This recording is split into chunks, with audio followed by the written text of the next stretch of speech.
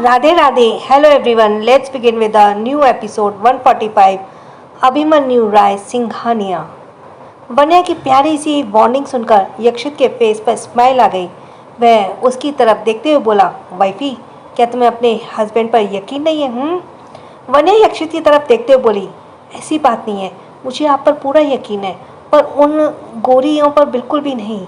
आप हो ही इतने हैंडसम कि किसी की भी नीयत डोल जाए.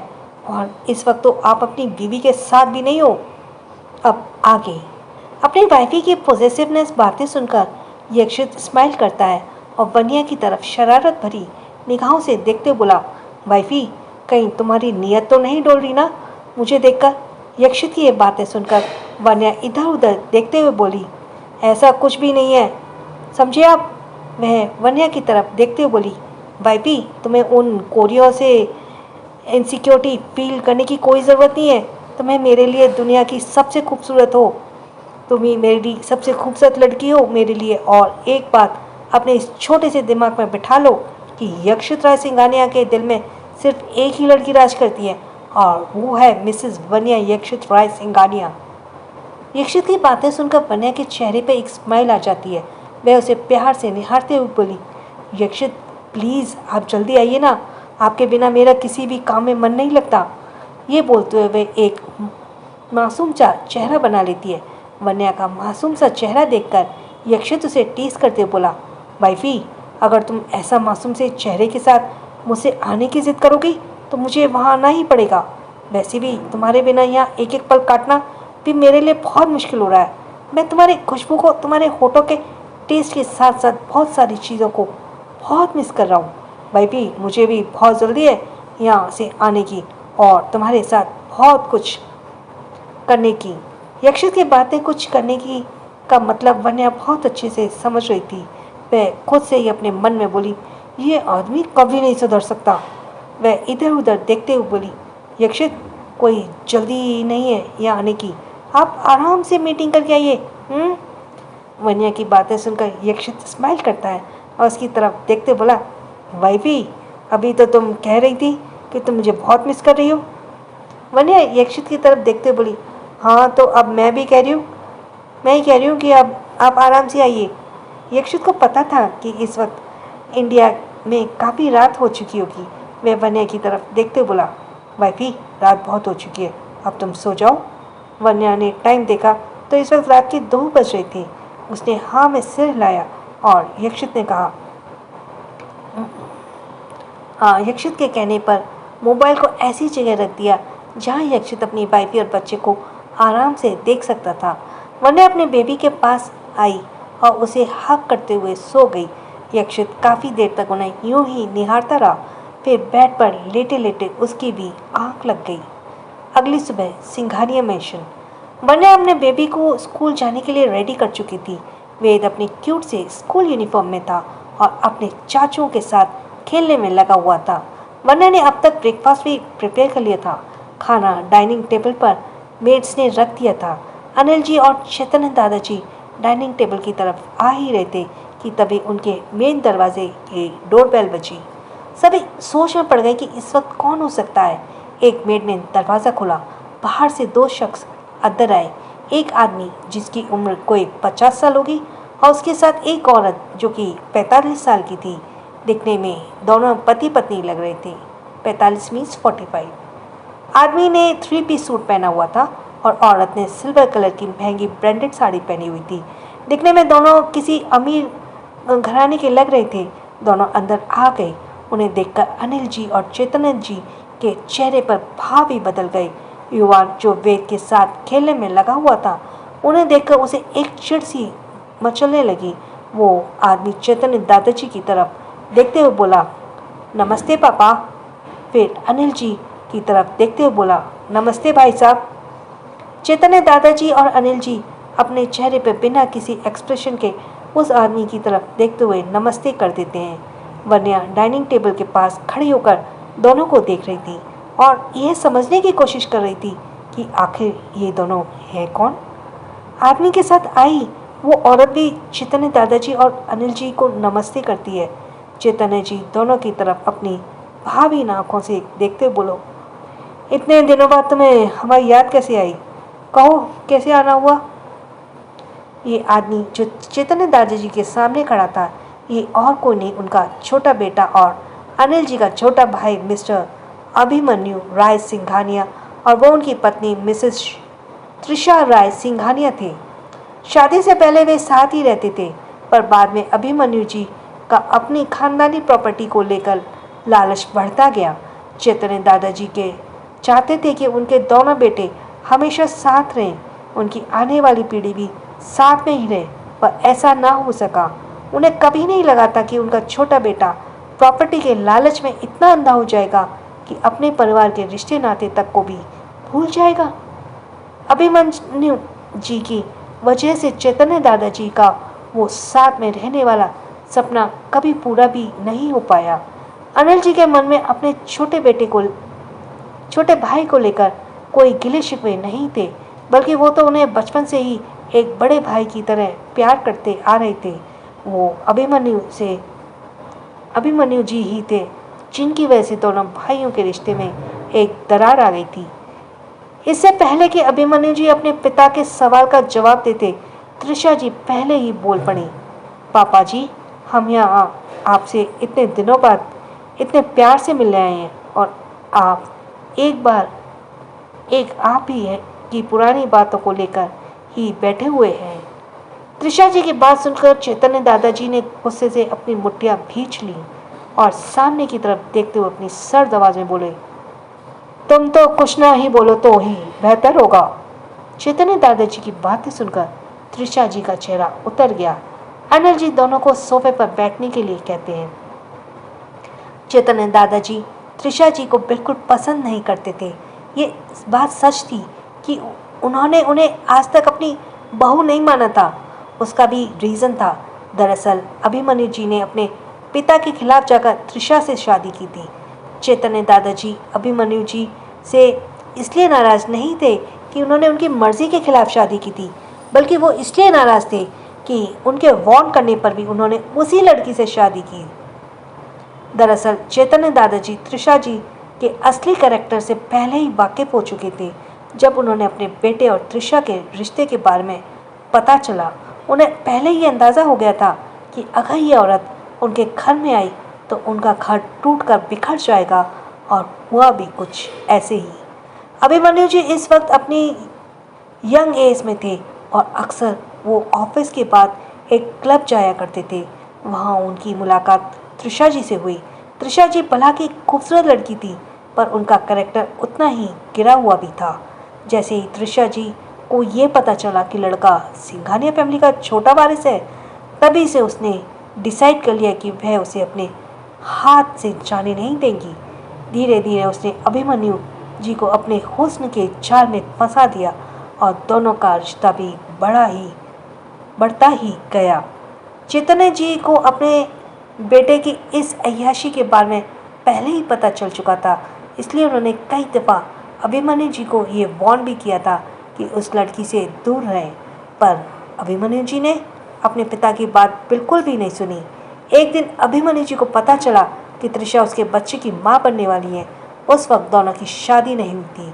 अब त्रिशा के पास बहुत अच्छा मौका था अभिमन्यु जी के सामने अपना बात रखने का। उन्होंने अभिमन्यु जी से अपनी प्रेगनेंसी के बारे में बताया और इमोशनली ब्लैकमेल भी किया। अभिमन्यु जी तो पहले से ही उसके हुस्न के जाल में फंस चुके थे। अब तो त्रिशा उनके बच्चे से प्रेग्नेंट हो चुकी थी। अब कैसे भी करके चैतन्य दादाजी को ये बात बतानी जरूरी थी। जैसे ही चैतन्य दादाजी को यह बात मालूम हुई, उनका चेहरा गुस्से से लाल हो गया। उन्होंने उसी वक्त अभिमन्यु जी के गालों को 2 जोरदार थप्पड़ जड़ दिए।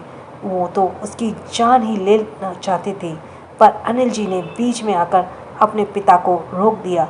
अभिमन्यु जी इस गिरी हुई हरकत से चैतन्य दादाजी का सिर शर्म से झुक गया और वो उसके बहुत खफा भी हुए। आखिर में मजबूर होकर उन्हें अभिमन्यु जी की त्रिशा जी की शादी को मंजूरी दे दी, पर आज तक उन्होंने त्रिशा जी को अपने घर की बहू नहीं माना। जैसे ही चैतन्य दादाजी को पहले ही अंदाज़ा हो चुका था, जैसे ही त्रिशा जी ने घर में अपना कदम रखा, घर में कलेश भी बढ़ने लगे। उनकी वजह से दोनों भाइयों में दरारें बढ़ने लगी और भी बहुत कुछ होने लगा। यहाँ तक कि दोनों भाइयों में प्रॉपर्टी का बंटवारा तक हो गया। चेतन दादाजी अच्छी तरह से जानते थे कि ये काम त्रिशा के अलावा और कोई नहीं कर सकता। इसके लिए उन्होंने उसे बहुत धमकाया भी था, पर त्रिशा जी पर इसका कोई असर नहीं हुआ, क्योंकि उन्होंने जब अब अभिमन्यु को पूरी तरह से अपनी मुट्ठी में कर लिया था। चैतन्य जी ने भी अब ज़्यादा ना सोचते हुए प्रॉपर्टी को 2 बराबर हिस्सों में बांट दिया। एक हिस्सा अभिमन्यु जी को और दूसरा हिस्सा अनिल जी को दे दिया था। चैतन्य जी ने अब ज़्यादा ना सोचते हुए प्रॉपर्टी के 2 बराबर हिस्से कर दिए अभिमन्यु जी को, और एक हिस्सा अभिमन्यु जी को और दूसरा हिस्सा अनिल जी को दे दिया। फिर वे अनिल जी और अपनी प्यारी बहू मल्लिका जी सहित अपने पोते पोतियों के साथ वहां से निकल गए। यक्षित ने अपनी फैमिली के लिए एक आलीशान महल की तरह मेंशन बनवाया, जो कि उसने पहले वाले घर से भी कई गुना बड़ा और आलीशान था। आधी प्रॉपर्टी मिल जाने के बाद भी अभिमन्यु जी और त्रिशा जी के कलेजे को ठंडक नहीं मिली। त्रिशा जी को सिंघानिया मेंशन और अनिल जी के हंसते खेलते हुए परिवार को देखकर हमेशा ही जलन होती थी। अभिमन्यु जी और त्रिशा जी आज सालों बाद सिंघानिया मेंशन आई थी। आज भी वे महल जैसा मेंशन उतना ही आलीशान और शानदार था, जिसे देखकर त्रिशा जी के मन ही मन बहुत जलने लगी। चैतन्य जी तो दोनों की तरफ ठीक से देख भी नहीं रहे थे। अनिल जी का भी कुछ ऐसा ही हाल था। उन्हें भी दोनों को यहाँ देखकर बिल्कुल भी खुशी नहीं हो रही थी। अभिमन्यु जी ने हिम्मत करके अनिल जी की तरफ देखते हुए कहा, भाई साहब आप कैसे हैं? यक्षित और युवान कैसे हैं? वेदांश कैसा है? अभिमन्यु जी की फैमिली के बारे में जानती थी। अब अभिमन्यु जी की फैमिली वेद के बारे में जानती थी कि यक्षित ने उसे गोद लिया है। त्रिशा जी को यह बात भी रास नहीं आई थी। उनकी निगाहें हमेशा से यक्षित की खुद खड़ी की हुई अपनी इतनी बड़ी प्रॉपर्टी पर थी, जिसका इकलौता वारिस अब छोटा वेद था। अनिल जी ने अपनी सर्द निगाहों से सामने की तरफ देखते हुए 2 टुक में जवाब दिया, सब ठीक है। फिर उन्होंने कुछ नहीं कहा। चैतन्य दादाजी ने एक मेड को कहा, सर और मैडम से पूछिए कि इन्हें क्या चाहिए और इन्हें सर्व कर दीजिए। त्रिशा जी जो इधर उधर देखने में लगी हुई थी, तभी उनकी निगाहें हंसते खिलखिलाते वेद की तरफ चली गई। वो अपनी चलती आंखों से उसे छोटे से बच्चे को देखने लगी। उन्हें यूं खुश और हंसता खेलता देखकर त्रिशा जी के सीने पर सांप लौटने लगे। तभी उनकी निगाहें डाइनिंग एरिया में खड़ी वन्या पर गई। उन्हें यक्षित की शादी की बात पता नहीं थी और इस बात का भी कोई आइडिया नहीं था कि सामने खड़ी लड़की इस परिवार की बड़ी बहू है। त्रिशा जी की निगाहें वन्या के माथे पर लगे सिंदूर और गले के मंगलसूत्र पर गई। उन्हें अपना डाउट यकीन में बदलता हुआ नजर आया। त्रिशा जी को अपनी तरफ यूं देखता देख वन्या असहज हो गई। वह जब चैतन्य जी और अनिल जी की निगाहें त्रिशा की तरफ गई तो वे वन्या की तरफ देखने लगी। चैतन्य दादाजी ने वन्या को अपनी तरफ बुलाते हुए कहा, बेटा इधर आइए। दादाजी के बुलाने पर वन्या उनके पास आ गई। वन्या ने आज नेवी ब्लू कलर की एक खूबसूरत साड़ी पहनी हुई थी, जिसमें वह बेहद ही खूबसूरत लग रही थी। ये रंग वन्या के गोरे बदन पर बहुत खिल रहा था। वन्या चैतन्य दादाजी और अनिल जी के बीच में सोफे पर बैठ गई।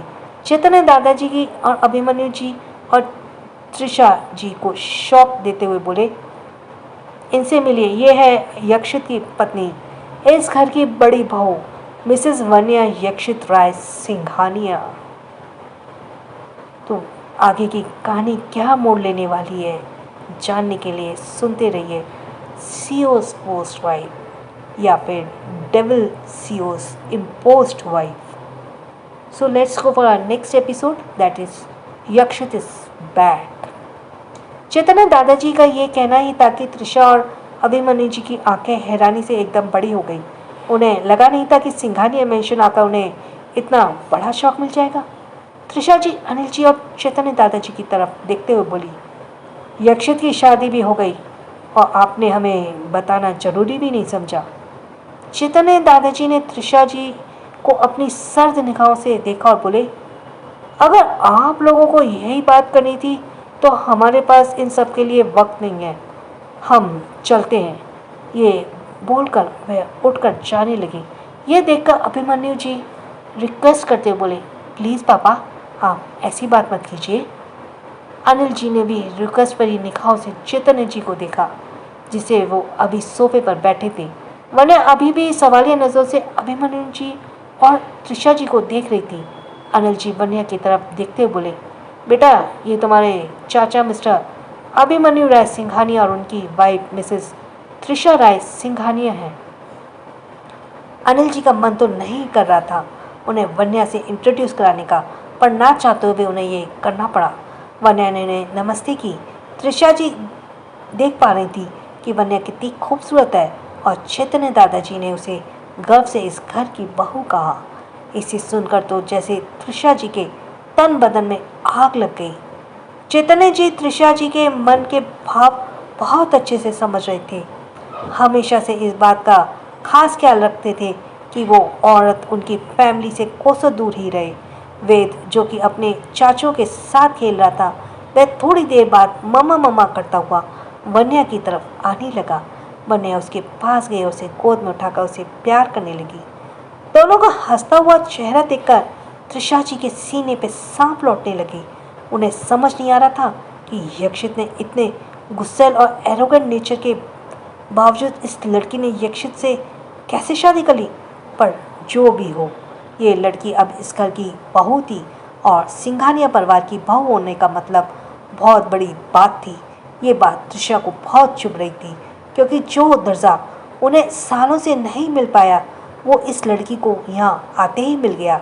वन्या वेद को अपनी गोद में उठाकर वहाँ से ले जाने लगी। चैतन्य जी और अनिल जी भी दोनों से ज़्यादा बातें नहीं की। वे दोनों ज़्यादातर समय चुप ही रहे। चैतन्य जी दोनों की तरफ देखते हुए बोले, अगर आप दोनों का मिलना हो गया तो आप दोनों यहाँ से जा सकते हैं, हमें और भी बहुत से काम है। अभिमन्यु जी को अपने पिता का ये रूखा व्यवहार देखकर बुरा तो लग रहा था, पर गलती भी उन्हीं की ही थी। अब उन्हें धीरे धीरे समझ आ रहा था कि क्यों उनके डैड ने उन्हें त्रिशा से शादी करने से मना किया था। दरअसल अभिमन्यु जी जिस क्लब में जाते थे, त्रिशा जी वहाँ पर काम करती थी और उनके अलावा भी उनकी निगाहें और मर्दों पर थी। अभिमन्यु जी और त्रिशा जी ने भी ज़्यादा कुछ नहीं कहा। ज़्यादा कुछ नहीं कहा और वहाँ से निकल गए। उसके जाने के बाद चैतन्य दादाजी ने एक गहरी सांस ली और अनिल जी की तरफ देखते हुए बोले, अनिल, पता करो कि इस औरत को यहाँ आने के पीछे क्या मकसद था। अनिल जी चैतन्य जी के इस सवाल पूछने के पीछे का कारण जानते थे। उन्हें कुछ नहीं कहा और बस हाँ में सिर हिला दिया। उनके जाने के बाद युवान अपने कॉलेज के लिए निकल गया। जीविका भी ऑफिस के लिए निकल गई।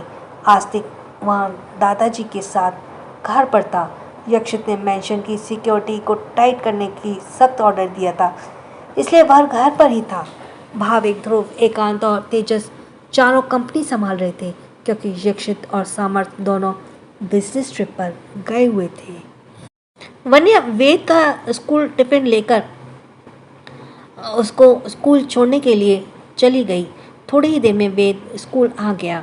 उसने उसे उसकी टिफिन बॉक्स पकड़ाई और वह दौड़ते हुए क्लासरूम की तरफ जाने लगा। अचानक उसे कुछ याद आया। वह अचानक ही रुक गया। वन्या सवालिया नजर से अपने बेबी को देखने लगी। वह अचानक से पीछे मुड़ा और फुदकते हुए वन्या के पास आकर उसके दोनों गालों पे प्यार से किस कर देता है। अपनी बेबी के इस क्यूट हरकत पर वन्या स्माइल करती है। स्कूल की टीचर्स दोनों माँ बेटों की जोड़ी को देखकर स्माइल करते हैं। उसके क्लासरूम में जाने के बाद वन्या भी कार की तरफ आ जाती है और फिर वह सिंघानिया मेंशन के लिए निकल जाती है। यक्षित ने वेद के लिए बॉडीगार्ड्स अपॉइंट किए थे, जो स्कूल में क्लासरूम के बाहर ही खड़े होते थे। यक्षित ने ऑर्डर दे रखे थे कि उनकी जगह से बच्चों के कोई प्रॉब्लम भी ना हो और वे वेद को अपनी निगाहें बनाए रखें। वेद फुदकते हुए अपने क्लासरूम में आ गया और आकर फर्स्ट बेंच पर बैठ गया। थोड़ी ही देर में उसकी बेस्टी आस्था भी आ गई। दोनों एक दूसरे को देखकर स्माइल करने लगे। तभी दोनों का ध्यान अपने पीछे के बेंच पर गया, जहाँ दो प्यारे प्यारे बच्चे जो वेद की उम्र के ही लग रहे थे, वो रो रहे थे। दोनों में से एक लड़का और एक दूसरी लड़की थी। दोनों ही दिखने में बहुत क्यूट लग रहे और प्यारे लग रहे थे। वेद टिमटिमाती आंखों से दोनों को देखने लगा। आस्था भी दोनों को ही देख रही थी। वेद अपनी क्यूट वॉइस में बोला, हे तुम लोग क्यों लाए हो? क्या किसी ने तुमको परेशान किया? वेद के इस तरह प्यार से पूछने पर क्यूट सा लड़का वेद की तरफ देखते हुए अपनी क्यूट सी आवाज़ में बोला, नहीं हमें किसी ने परेशान नहीं किया। आस्था उसकी तरफ देखते हुए बोली, फिर तुम दोनों रो क्यों रहे हो? वो क्यूट सी लड़की अपनी क्यूट वॉइस में बोली, हम दोनों का आज स्कूल में पहला दिन है और हमारा कोई प्लान भी नहीं है, इसलिए हम रो रहे हैं। ये बोलकर वह अपने छोटे छोटे हाथों से अपने आंसू पोंछने लगी। रोने का कारण उनकी नाक और गाल दोनों लाल हो गए थे। वेद उस बच्ची के पास गया, प्यार से उसके आंसू पोंछते हुए बोला, हे तुम लो मत, तुम टेंशन मत लो, मैं और आस्था तुम दोनों के फ्रेंड बनेंगे और तुम हमारे। वेद की प्यारी प्यारी बातें सुनकर उस बच्ची के चेहरे पर स्माइल आ गई। वह स्माइल करते हुए इतनी प्यारी लग रही थी कि वेद ने उसके गुलाबी गालों को हल्का सा पिंच कर दिया।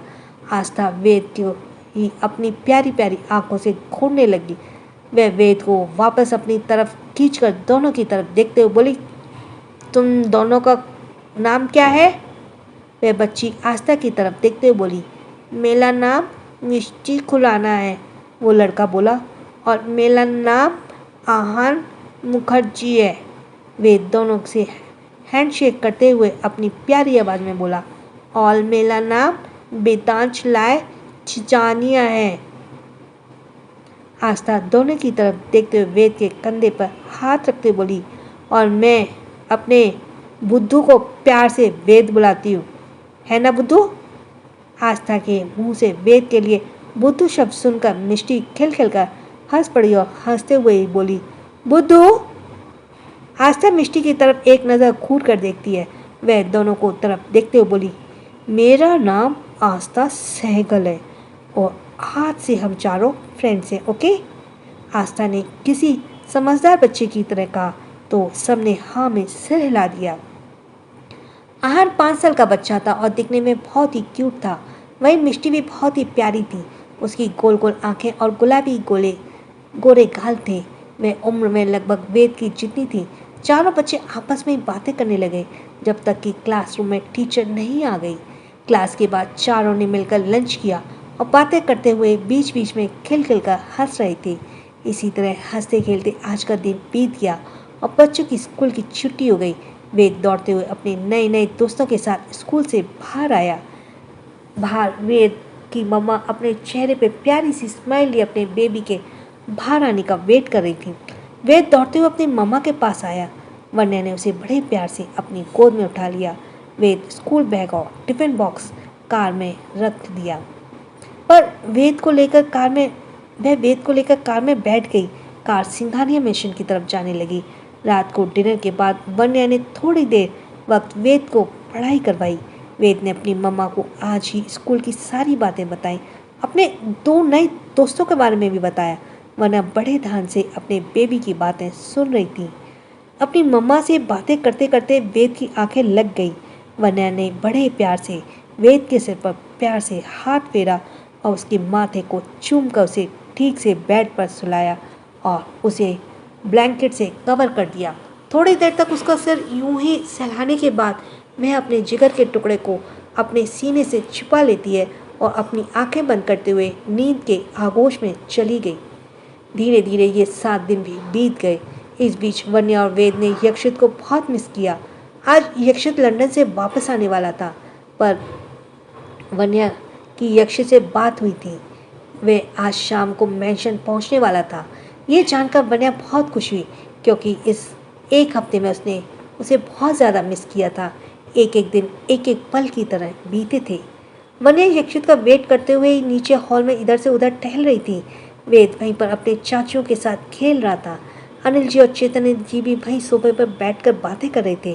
वहीं सिंघानिया मैंशन की डोरबेल बजी। एक मेड दरवाज़ा खोलती है तो सामने यक्षित और सामर्थ अपने बॉडीगार्ड्स के साथ खड़े थे। अपने डैडी को देखकर वेद एक्साइटेड में दौड़ते हुए यक्षित के पास गया। यक्षित अपने बेटे के चेहरे की खुशी देखकर स्माइल करते हुए घुटने के बल झुककर अपनी बाहें फैला देता है। वेद अपने डैडी को जोर से हग कर लेता है और यक्षित भी अपने बच्चे को सीने से लगा देता है। वेद अपने डैडी से लिपटे हुए ही बोला, डैडी, विदाई ने आपको बहुत मिस किया। यक्षित अपने बच्चे के सिर पर प्यार से किस करते बोला, डैडी ने भी आपको बहुत मिस किया मेरे बच्चे। युवान भी अपने भाई के पास आया और उसे जोर से हक करते बोला, मैंने भी बहुत मिस किया भाई। यक्षित अपने एक हाथ से युवान को हक करते हुए उसके सिर पर प्यार से हाथ फेरता है। युवान यक्षित को अलग होकर उसके गालों पर किस कर देता है। यह देखकर यक्षित उसकी तरफ खा जाने वाली नसों से देखता है तो युवान मासूम सा चेहरा बना लेता है। दोनों भाइयों की नोकझोंक देखकर वन्या स्माइल करने लगती है। यक्षित की निगाहें अपनी वाइफ पर जाती हैं जिसे उसने अपने ट्रिप के दौरान सबसे ज़्यादा मिस किया था। वह वन्या की तरफ देखते हुए आंखों ही आंखों में कुछ इशारा करता है जिसे समझकर वन्या शर्मा जाती है और इधर उधर देखने लगती है। यक्षित अपने बेबी को उसके सारे गिफ्ट्स दे देता है और उसने अपने डैडी से डिमांड की थी जो भी, वह युवान को भी उसका गिफ्ट दे देता है। सर्वेंट्स उनके वेद के गिफ्ट्स को उसके रूम में पहुंचा देते हैं। युवान और वेद दोनों गिफ्ट्स को देखने के लिए वेद के रूम में चले जाते हैं। यक्षित ने आज समर्थ और कुछ सिंघानिया मेंशन में ही रुकने का ऑर्डर दिया था, इसलिए वह अनिल जी और चैतन्य जी का गिफ्ट करते हुए अपने रूम की तरफ जाने लगा।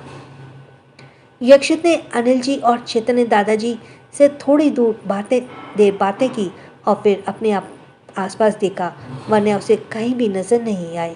यक्षित समझ गया कि उसकी वाइफ ही रूम में ही होगी। वह अपने रूम की तरफ जाने लगा। इतने दिनों में उसने वन्या की खुशबू को, उसके अपने करीब आने के एहसास को बहुत मिस किया था और अब वह इतने दिनों की वन्या की कमी को पूरा करना चाहता था। सो टू बी कंटिन्यूड। आगे की कहानी जानने के लिए सुनते रहिए सीओस पोस्ट वाइफ या डेविल्स सीओस इम्पोस्ट वाइफ और बने रहिए। So thanks for listening. छोटों को प्यार, बड़ों को सम्मान। राधे राधे।